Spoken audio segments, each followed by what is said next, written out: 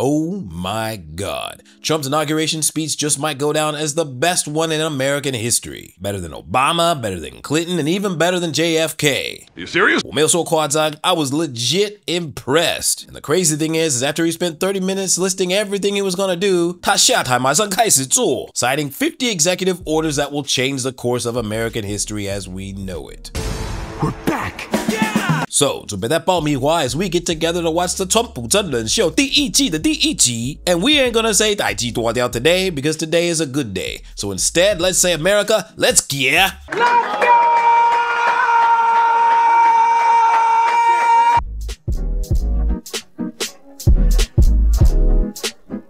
It is my honor and pleasure to introduce to you the 45th and the 47th President of the United States of America, Donald J. Trump.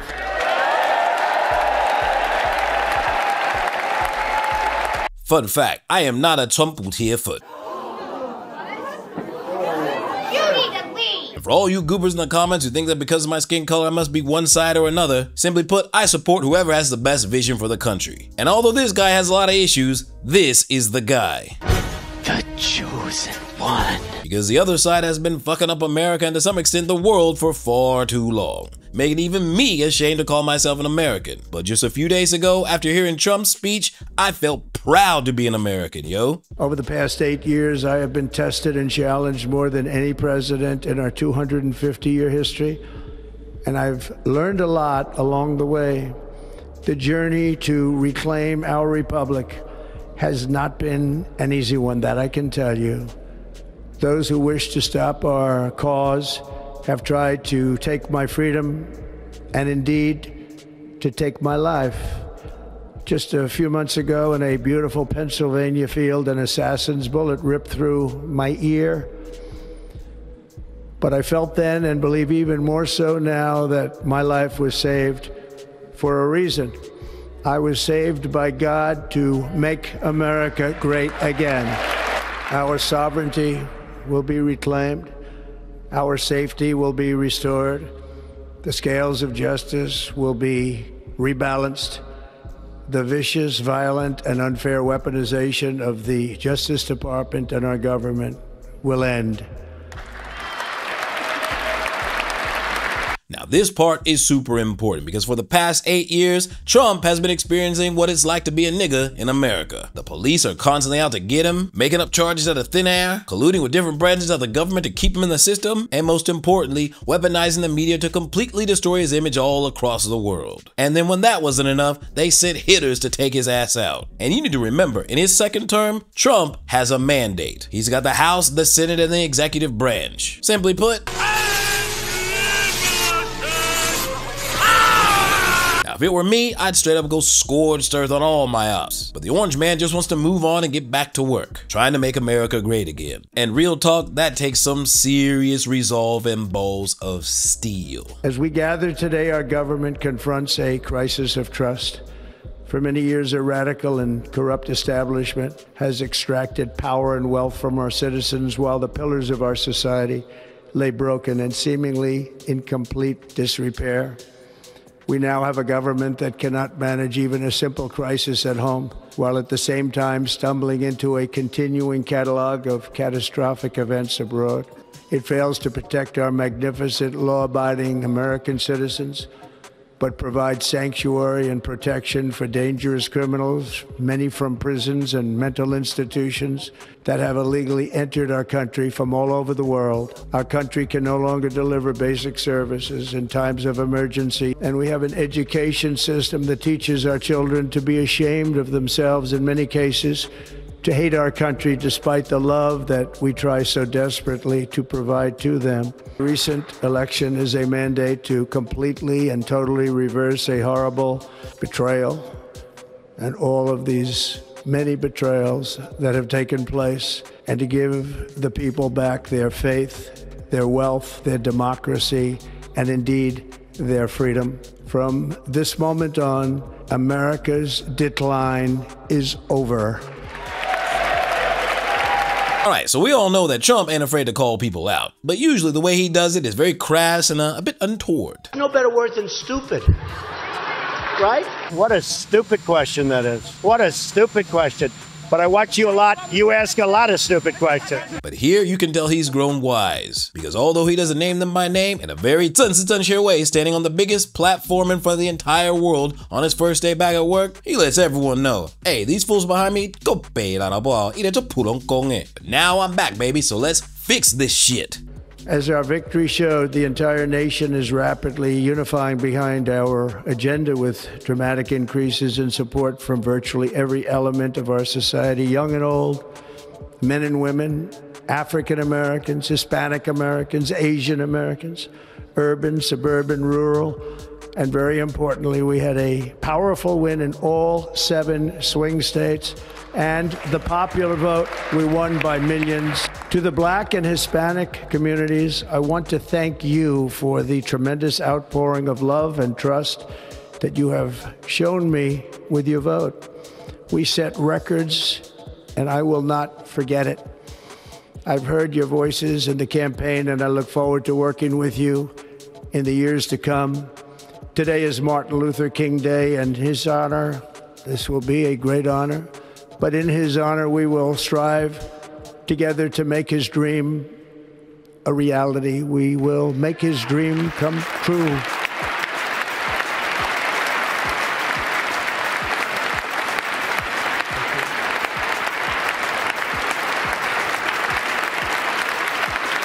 In America, the impossible is what we do best. And this right here is my favorite part of all. The part that made me so proud to call myself an American again, because the guy who the media called a racist and a bigot and a homophobe, which how in the hell could he be a homophobe? Did you see this fool a couple of days ago on stage with the gayest band in the universe, singing the biggest gay anthem of all? Come on, everybody! It's fun to stay at the YMCA. They called him all of these terrible names, but in the end, people from all ethnic backgrounds, races, sexual orientation, and even political backgrounds threw their support behind him. And on Martin Luther King Day, the orange man pledged to make the black man's dream come true. And right after he did that, he got straight to work, signing 50 executive orders in a row. Now, some of them were small, but a lot of them were going to change the course of American history for years to come. America, let's go!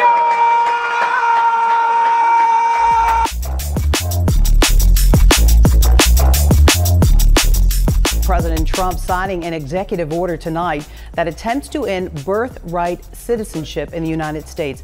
That right is guaranteed by the Constitution. The 14th Amendment states anyone born in the United States is an American citizen, but President Trump wants to exclude children born to parents who entered this country illegally. This next order relates to the definition of birthright citizenship under the 14th Amendment of the United States. Good.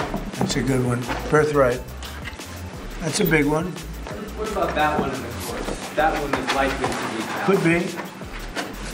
We think we have good grounds, but you could be right. I mean, you'll find out. It's ridiculous.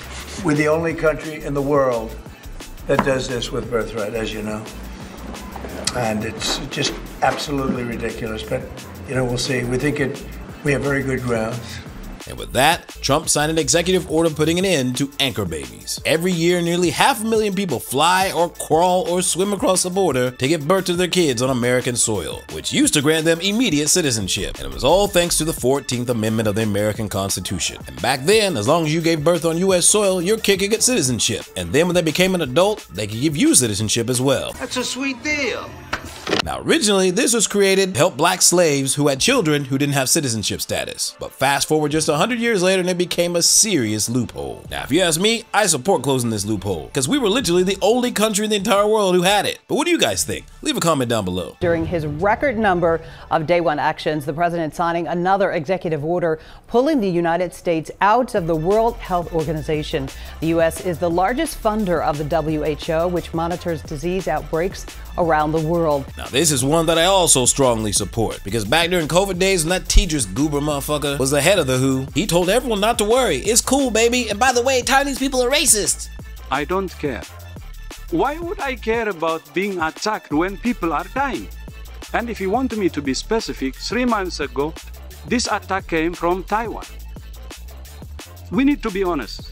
I will be straight today. And Taiwan, the foreign ministry also, they know the campaign. They didn't dissociate themselves. They even started criticizing me in the middle of all that insult and slur. We're losing lives every minute. My focus is saving lives. And completely ignored all the warnings that our country tried to tell them about when it came to those fools over there who were around in a lab with gain-of-function research. And as a result of ignoring the great country of Taiwan's repeated warnings, the whole world was put on pause for 3 whole years. So it ain't no secret that the WHO is completely corrupt, and more than likely in the pocket of the CCP. And with that, Trump had America tell the WHO, we out, baby. Fuck you, you're cool, and fuck you, I'm out. So who knows, maybe America will form its own similar organization and invite Taiwan to join, because we've proven ourselves time and time again that we are more than useful to the world. That's just me. What do you guys think? It's protection against invasion based on the current crisis at the southern border. It invokes various executive powers relating to the ongoing invasion at the southern border. President Trump, if cartels are now going to be seen as foreign terror organizations, would you think about ordering U.S. Special Forces into Mexico to take them out? Could happen.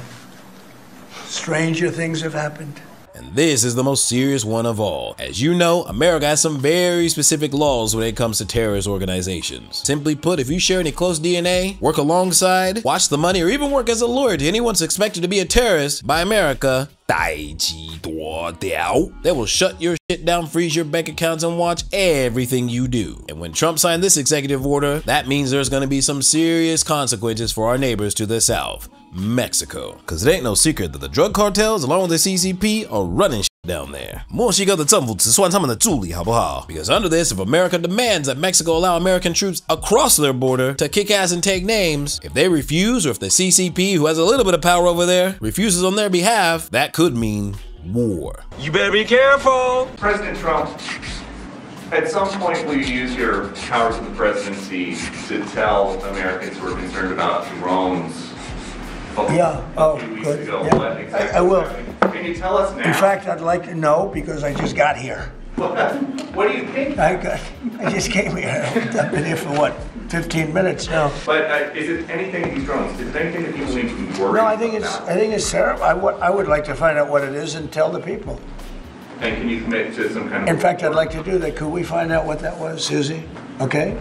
Yeah, why don't we find out? Immediately. I mean, now, although this isn't exactly an executive order, it's still pretty badass that live during a press conference, he just told homegirl to figure out what's going on and tell everybody. And I'm more than confident that during Trump's term, we're gonna hear something like this. Well, you've all guessed it. There are aliens. It's true. There's tiny little green ones and big, large green ones with very big heads. Their heads are so big it would make Megamind shy away in fear. But you don't need to worry because I'm gonna make a deal. And it'll be such a good deal, it'll be the best deal in the entire galaxy. Because as you know, nobody makes better deals than Trump. And what do they have to lose? But it also means that Elon is going to have to stay away from Mars because that's their territory. And I actually think it's only a matter of time before Trump comes out and tells everyone what's going on. Because I recently stumbled upon a documentary/podcast which revealed some very shocking and very real facts about exactly what the hell is going on with UAPs, UFOs, aliens, and the US government. How long have you known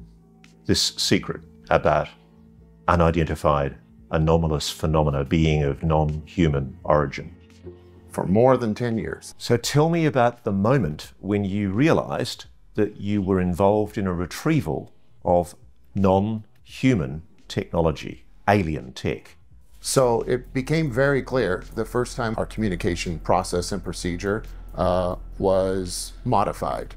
And then just visually looking at the object on the ground, you could tell that it was extraordinary and anomalous. It was not human. You see, up until this point, where everyone else is just saying they've seen some shit or know someone who's seen some shit, this guy actually worked on the shit that he saw, and he has the scars to prove it. So, coming up in the next episode or two,准备 yourself, yo, because this next one is a 世界 level 代际大条。